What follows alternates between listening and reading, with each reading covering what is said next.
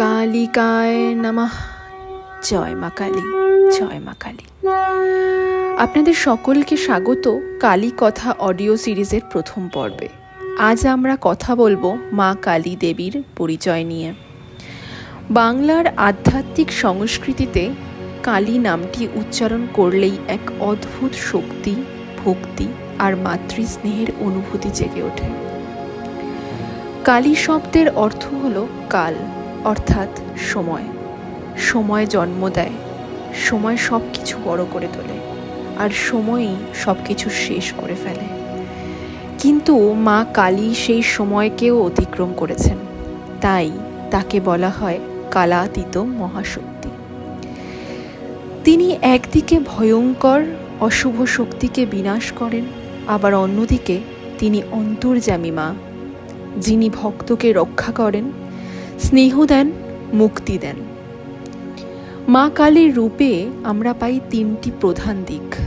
সংহারিণী, যিনি অশুভ শক্তি ধ্বংস করেন। সৃষ্টি শক্তি, যিনি শিবের সঙ্গে মিলিত হয়ে বিশ্ব সৃষ্টি করেন। মাতৃরূপ, যিনি ভক্তকে নিজের সন্তান ভেবে আঁকড়ে ধরেন। কালীকে প্রায়ই কালো বর্ণে দেখা যায়। শ্রীরামকৃষ্ণ পরমহংসদেব কালীর কালো রঙের বর্ণ নিয়ে একটি বিস্তারিত আলোচনা করেছেন। সেই কথায় আমি পরে আসব পরবর্তী সিরিজে। এই কালো রং অন্ধকার নয়, বরং প্রতীক সেই অসীম মহাশূন্যের, যেখান থেকে সৃষ্টি হয় আর ধ্বংস হয়। তার গলায় মুন্ডমালা, হাতে খড়গ, জিহ্বা বার করার ভয়ঙ্কর রূপ, এসব আসলে প্রতীক। এই রূপ আমাদের শেখায় অহংকার, অজ্ঞান এবং ভয়কে ধ্বংস করতে হবে, তবেই আমাদের সত্যিকারের মুক্তি।